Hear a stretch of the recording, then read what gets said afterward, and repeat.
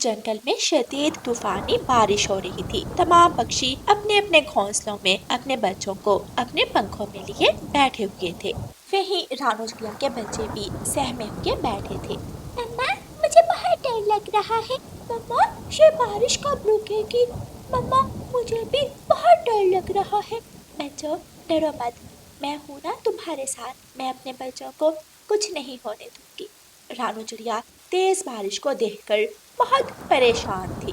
ऐ ऊपर वाले, इतनी तेज बारिश में मैं कहाँ जाऊँ? कालू जी जल्दी करें, घोंसले से बाहर निकले। जग्गू बेटा बाहर आ जाओ, हमारा घोंसला गिरने वाला है। कालू कौवा, गोरी और जग्गू जल्दी से घोंसले से बाहर आ जाते हैं और घोंसला पेड़ से नीचे गिर जाता है। गौरी, अच्छा हुआ जो हम समय पर घोंसले से निकल गए। हाँ कालू जी, मगर मगर अब हम क्या करें, कहाँ जाएंगे? बारिश थोड़ी हल्की हुई है, हम रानू चिड़िया के पास जाते हैं। गौरी और कालू अपने बेटे को लेकर रानू चिड़िया के पास जाते हैं। रानू चिड़िया का घोंसला भी टूट चुका था। वो भी परेशान हाल बैठी हुई थी। रानो, तुम्हारा घोंसला भी टूट गया? हाँ गौरी बहन, जंगल में सब पक्षियों के घोंसले टूट गए हैं। सब बहुत परेशान हैं। 2 दिन से बच्चों ने भी कुछ नहीं खाया है। कबूतर और तोता भी अपने अपने परिवार के साथ वहाँ आ जाते हैं। रानो बहन, आप ही बताएं, अब हम क्या करें, हमें क्या करना चाहिए? तोते भैया, क्यों ना हम दूसरे जंगल चले जाएं। हमें रात होने से पहले पहले दूसरे जंगल पहुंच जाना चाहिए। हाँ रानो बहन, जब बारिश रुकेगी तो हम वापस लौट आएंगे। तुम्हें पता भी है दूसरे जंगल जाने के लिए कितना ज्यादा उड़ना पड़ेगा? मेरे ख्याल में हमें इंसानों की बस्ती की तरफ चले जाना चाहिए। वो पास भी है और हमें खाने को भोजन भी आसानी से मिल जाएगा। मगर हमें इंसानों पर एतबार नहीं करना चाहिए। सुना है इंसान बहुत जालिम होते हैं। कुछ नहीं कहते इंसान, मैं तो हर रोज इंसानों की बस्ती में जाता हूँ और उनकी रोटी चुरा कर खाता हूँ। हम तो इंसानों की बस्ती की तरफ ही जाएंगे। हाँ रानो बहन, इंसानों की बस्ती ज्यादा करीब है, हम इंसानों की बस्ती की तरफ चले जाते हैं। ठीक है, मगर मैं इंसानों की बस्ती में नहीं जाऊंगी। मैं थोड़ी दूर ही अपना घोंसला बनाऊंगी। तो ठीक है, फिर चलते हैं। हल्की हल्की बारिश अभी भी हो रही थी। वो सब पक्षी मिलकर उड़ते हैं और इंसानों की बस्ती की तरफ निकल जाते हैं। वो सब एक जगह रुकते हैं। मिठू जी, मुझे तो लगता है छोटे मिठू को बुखार हो गया है। मेरा बच्चा ज्यादा ठंड बर्दाश्त नहीं कर सकता। हरियाली, तुम मिट्ठू को लेकर यहाँ बैठो, मैं सूखी घास और लकड़ियों का इंतजाम करके आता हूँ। मिठू तोते, मैं भी तुम्हारे साथ चलता हूँ। मैं इंसानों की बस्ती से कुछ खाने को ले आऊंगा। तोता और कालू कौवा उड़ते हैं और इंसानों के घरों के बाहर एक पेड़ पर बैठ जाते हैं। वो देखो कालू, सामने सूखी घास पड़ी है, मैं घास उठा लेता हूँ। मिठू तोते, क्या तुम्हें मजेदार खुशबू नहीं आ रही? हाँ, खुशबू तो आ रही है। चलो हम किसान के घर से रोटी चुरा कर लाते हैं। ना भाई ना, मैं तो नहीं जाऊंगा। अगर पकड़ा गया तो किसान मुझे पिंजरे में कैद कर लेगा और मैं उसके बच्चों का खिलौना बनकर रह जाऊंगा। किसान का बेटा किसान से कहता है। पापा पापा, चले जाल लगाकर चिड़ियों को पकड़ते हैं। ऐसे मौसम में चिड़िया बहुत ज्यादा आती हैं। हाँ, हम उनको भून कर खाएंगे। किसान और किसान का बेटा जाल लगाकर बैठ जाते हैं और एक तरफ रस्सी बांध लेते हैं। मिठू तोते, वो देखो सामने कितना ज्यादा दाना पड़ा है। चलो जल्दी से जाकर उठा लेते हैं। हाँ, लगता है किसी इंसान का गिर गया होगा। भूख तो मुझे भी बहुत लगी है। कालू कौवा और मिठू तोता उड़ते हैं और दाना खाने लगते हैं। किसान का बेटा रस्सी खींच लेता है। मिठू और कालू कौवा जाल में फंस जाते हैं। बचाओ, बचाओ! ये क्या हो गया कालू? ये क्या हो गया? अब हम क्या करेंगे? किसान और किसान का बेटा भागे भागे वहां आते हैं और तोते और कालू कौवे को पिंजरे में डाल लेते हैं। पापा, ये तोता कितना प्यारा है, मैं इसे अपने दोस्तों को दिखाऊंगा। मगर पापा, इस कौवे का क्या करना है? इसे पिंजरे से निकाल दे। ये मुझे अच्छा नहीं लगता। इसे मैं एक ऊंची रस्सी बांधकर छत पर लटकाऊंगा। फिर ये गंदे कौवे कभी भी हमारे घरों की तरफ नहीं आएंगे। नाना किसान, ऐसा मत करना। क्या तुम समझ सकते हो ये इंसान क्या कह रहा है? हाँ, मैं इंसानों की जुबान समझ सकता हूँ। मैं अक्सर यहाँ आता रहता हूँ। ये मुझे मारने की बात कर रहे हैं। कबूतर भैया, कालू और मिठू भाई अभी तक नहीं आए। हाँ रानो बहन, बहुत समय हो गया है, अब तक तो आ जाना चाहिए था। रानो प्लीज जाओ ना, देख कर आओ ये कहाँ रह गए हैं। फिर रानू चिड़िया और कबूतर इंसानों की बस्ती की तरफ जाते हैं और उन्हें वहां पेड़ से लटकता हुआ एक पिंजरा दिखाई देता है। राजू बेटा, आ जाओ, खाना खा लो। किसान और उसका बेटा खाना खाने के लिए घर के अंदर चले जाते हैं। कबूतर और रानू चिड़िया वहां आते हैं। रानो बहन, हमें यहाँ से निकालो, जल्दी करो, वरना वो इंसान दोबारा आ जाएगा। हाँ रानो, जल्दी करो। वो आकर पहले मुझे ही मारेगा। प्लीज जल्दी करो। रानू चिड़िया और कबूतर मिलकर पिंजरा खोलते हैं और वह सब जल्दी से वहां से उड़ते हैं। मिठू जी, आप कहाँ रह गए थे? मिठू तोता हरियाली को सारी बात बताता है। मिठू तोते, मुझे माफ कर दो। कालू भैया, मैंने कहा था ना, हमें इंसानों के ज्यादा करीब नहीं जाना चाहिए। मैं आइंदा कभी भी इंसानों के घरों में नहीं जाऊंगा। हम जंगल से ही दाना ढूंढकर खा लिया करेंगे। वो सब अपने जंगल वापस जाते हैं और सूखी घास से अपने अपने घोंसले दोबारा बना लेते हैं। शाम होते ही बारिश फिर से शुरू हो जाती है, मगर वो सब अपने अपने घोंसलों में सुरक्षित बैठे हुए थे। रात हो जाती है, वो सब अपने अपने घोंसलों में मीठी नींद सो जाते हैं। बारिश अभी भी जंगल में झमझम बरस रही थी। हर तरफ पानी ही पानी था। प्यारे दोस्तों, इस कहानी को लाइक, अपने दोस्तों के साथ शेयर और चैनल को सब्सक्राइब करना बिल्कुल मत भूलना। आपका धन्यवाद। रानो चिड़िया की ऐसी कहानियाँ सुनने के लिए YouTube सर्च बार में रानो चिड़िया की कहानी लिखें या फिर ये बटन दबाकर बोलकर कहें रानो चिड़िया की कहानी। रानो चिड़िया की ऐसी कहानियाँ सुनने के लिए YouTube सर्च बार में रानो चिड़िया की कहानी लिखें या फिर ये बटन दबाकर बोलकर कहें रानो चिड़िया की कहानी। गौरी कवि के दरवाजे पर दस्तक होती है। दरवाजा खोलो मेरी प्यारी बहन, देखो मैं आया हूँ। गौरी दरवाजा खोलती है। मेरा भाई आया है। राजू, तुमने बताया नहीं। आओ आओ, अंदर आओ, बाहर बहुत ठंड है। राजू को लेकर गौरी घर के अंदर चली जाती है। राजू मेरे प्यारे भाई, तुमने तो आज आकर मुझे सरप्राइज ही दे दिया। क्या लाए हो मेरे लिए?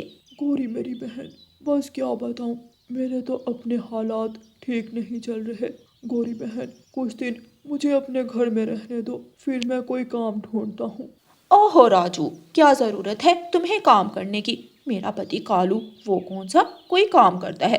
लेकिन देखो, फिर भी देखो, मैं तो बहुत ज्यादा मजे में हूँ। क्या कालू जीजा जी कोई काम नहीं करते? फिर तुम दोनों का गुजारा कैसे होता है बहन? उसकी फिक्र नहीं करो तुम राजू, ये जंगल के जो इतने पक्षी हैं, ये किस दिन के लिए हैं? वाह मेरी बहन, तुम तो बड़ी तेज हो। राजू और गौरी हंसने लगते हैं। यार तोते, बड़ी भूख लगी है आज, कुछ खिला ही दो। कालू, सर्दी में अपना भोजन ढूंढना मुश्किल है, मैं तुम्हें क्या खिलाऊं? लगता है आज इस तोते से भी कुछ नहीं मिलेगा। अच्छा तोते, चलता हूँ। लालची कौवा रोज फ्री का खाना खाने आ जाता है, आज के बाद मैं इसकी बातों में नहीं आऊंगा। आज तो तोते ने भी कुछ नहीं खिलाया, कहाँ से इंतजाम करूँ आज भोजन का। कालू ये सोच ही रहा था कि उसे रानो चिड़िया नजर आती है। रानो, रानो चिड़िया, कहाँ जा रही हो? ये इतनी स्वादिष्ट खुशबू किस चीज की है? कालू भैया, मैं पिज़्ज़ा की डिलीवरी करने जा रही हूँ कबूतर के घर। मुझे देर हो जाएगी, जल्दी में हूँ। कालू भैया, फिर मिलती हूँ। रानो चिड़िया पिज़्ज़ा की डिलीवरी करने चली जाती है। लगता है आज कहीं से भी दाना नहीं मिलेगा। फूटी किस्मत, आज तो गौरी बहुत बातें सुनाएगी। कालू कौवा खाली हाथ ही घर वापस चला जाता है। कालू कौवा दरवाजे पर दस्तक देता है। राजू, मुझे लगता है तुम्हारे जीजाजी आ गए हैं, देखना वो बहुत कुछ लाए होंगे। गौरी कवि दरवाजा खोलती है। ये क्या कालू जी, आप आज कुछ नहीं लाए? गौरी, मुझे अंदर तो आने दो। कालू कौवा अंदर आ जाता है। राजू, तुम यहाँ? कालू राजू को देखकर परेशान हो जाता है। सुनाओ जीजा जी, कैसे हो? लगता है मुझे देखकर आपको खुशी नहीं हुई। नहीं नहीं राजू, ऐसी तो कोई बात नहीं है। मैं तो बहुत खुश हुआ हूँ तुम्हें देखकर। कैसे हो तुम? ठीक हूँ जीजा जी, कब से आपका इंतज़ार कर रहा हूँ। बहुत भूख लगी है। लेकिन जीजा जी, आप तो कुछ भी नहीं लाए। क्या हुआ कालू जी, आप आज कुछ क्यों नहीं लाए? ये गौरी कम थी जो इसका भाई भी आ गया। पहले अकेली गौरी के लिए भोजन लाता था, अब मुझे इसके भाई के लिए भी लाना पड़ेगा। कालू जी, क्या सोच रहे हैं? गौरी, सब पक्षी बहुत तेज हो गए हैं, अब कोई अपना दाना मुझे नहीं देता। और तुम्हें पता है गौरी? कालू कौवा रानू चिड़िया की पिज़्ज़ा डिलीवरी वाली बात गौरी को बताता है। अच्छा, तो रानू ने ये काम शुरू किया है अब। कालू जी, वो रानू चिड़िया बहुत मज़े के खाने बनाती है, पिज़्ज़ा भी मज़ेदार होगा। हाँ दीदी, मुझे भी पिज़्ज़ा खाना है। लगता है आज मुझे ही कुछ करना होगा। गौरी कवि ऐसा कहकर अपने घर से निकलती है और रानू चिड़िया के घर जाती है। गौरी कवि रानू चिड़िया के दरवाजे पर दस्तक देती है। रानो, अरे ओ रानो, दरवाज़ा खोलो, मैं हूँ गौरी। रानू चिड़िया दरवाज़ा खोलती है। कैसी हो रानो? गौरी बहन, आप आए, अंदर आ जाए। गौरी कवि चिड़िया के घर के अंदर चली जाती है। रानू चिड़िया के घर पिज़्ज़ा की खुशबू फैली हुई थी। वाह रानो, तुम्हारे घर से तो पिज़्ज़ा की बहुत अच्छी खुशबू आ रही है। जी गौरी बहन, मैंने एक छोटा सा बिजनेस शुरू किया है। मुझे पिज़्ज़ा बनाना आता है, तो सोचा इस सर्दी में अगर पक्षियों को घर बैठे पिज़्ज़ा मिल जाएगा तो मेरा ये बिज़नेस बहुत अच्छा चलेगा। और ऊपर वाले का शुक्र है, अच्छा चल भी रहा है। रानो, रानो बहन, मुझे भी अपना पिज़्ज़ा चेक करवाओ ना। गौरी बहन, आपको कौन सा पिज़्ज़ा चाहिए, स्मॉल, मीडियम या फिर लार्ज? रानो, मेरे पास पैसे नहीं हैं। गौरी बहन, फिर तो मैं आपको पिज़्ज़ा नहीं दे सकती। रानो प्लीज़, मुझे एक लार्ज पिज़्ज़ा दे दो, मुझे बहुत भूख लगी है। वो कालू आज भोजन नहीं लाया। गौरी बहन, इस तरह तो मेरा नुकसान हो जाएगा। रानो प्लीज़, दे दो, मुझे आज फ्री में दे दो, मैं और कस्टमर लेकर आऊँगी तुम्हारे पास। अच्छा गौरी बहन, आप इतना कह रही हो तो आप एक पिज़्ज़ा ले जाओ और आप दूसरे पक्षियों को मेरे बिज़नेस के बारे में ज़रूर बताना। रानू चिड़िया रसोई से पिज़्ज़ा लेने चली जाती है। मेरा नुकसान हो जाएगा, बढ़िया ही। इस भूखे पेट के लिए क्या क्या करना पड़ता है। गौरी कवि पिज़्ज़ा लेकर घर चली जाती है। वाह वाह, जो भी कहो, ये चिड़िया जो भी बनाती है बहुत ही स्वादिष्ट बनाती है। हाँ हाँ दीदी, कितना स्वादिष्ट पिज़्ज़ा है। और वो भी फ्री में। तीनों कौवे मिलकर मज़े मज़े से पिज़्ज़ा खाते हैं। सुबह हो जाती है। कालू जी, मेरे पास बहुत बढ़िया आइडिया है आज दोपहर के भोजन के लिए। वो क्या गौरी? गौरी कालू कौवे के कान में सारी बात बताती है। ये तो बहुत अच्छा आइडिया है गौरी। राजू भाई, तुम घर पर रहो, मैं और कालू भोजन लेने जा रहे हैं। तोते भाई का पिज़्ज़ा तैयार हो गया है, तोते भाई के घर डिलीवरी करके आती हूँ, उसके बाद बुलबुल बहन के घर जाऊंगी। रानू चिड़िया पिज़्ज़ा डिलीवर करने चली जाती है। गौरी कवि और कालू कौवा रानू चिड़िया के घर आते हैं। कालू, तुम जाओ और पिज़्ज़ा लेकर आओ और मैं नजर रखती हूँ, कोई देख ना ले। कालू कौवा खिड़की से रानू चिड़िया की रसोई में जाता है और पिज़्ज़े के दोनों डिब्बे उठा लाता है। कालू और गौरी वहाँ से भाग जाते हैं। रानू चिड़िया जब वापस घर आती है तो पिज़्ज़े के डिब्बे ना देखकर परेशान हो जाती है। ये मेरे पिज़्ज़े कहाँ के? अब तो मेरे पास सामान भी कम है। रानू चिड़िया दोबारा पिज़्ज़ा बनाती है और पिज़्ज़ा की डिलीवरी कर आती है। रात हो जाती है, लेकिन आज मेरा पिज़्ज़ा चुराया तो किस दुष्ट पक्षी ने? सुबह मुझे सामान दोबारा लाना पड़ेगा। सुबह हो जाती है। रानू चिड़िया को तोते की कॉल आती है। रानो बहन, मुझे आज एक लार्ज पिज़्ज़ा चाहिए। तोते भैया, सामान ख़त्म हो गया है, अभी डिलीवरी करना मुश्किल है। फिर रानू चिड़िया तोते को सारी बात बताती है। हो ना हो रानो, ये उन कौवों का ही काम है। हो सकता है तोते भाई, आप ठीक कह रहे हो। अच्छा तोते भाई, मैं सामान लेने जा रही हूँ, शाम तक आपको पिज़्ज़ा मिल जाएगा।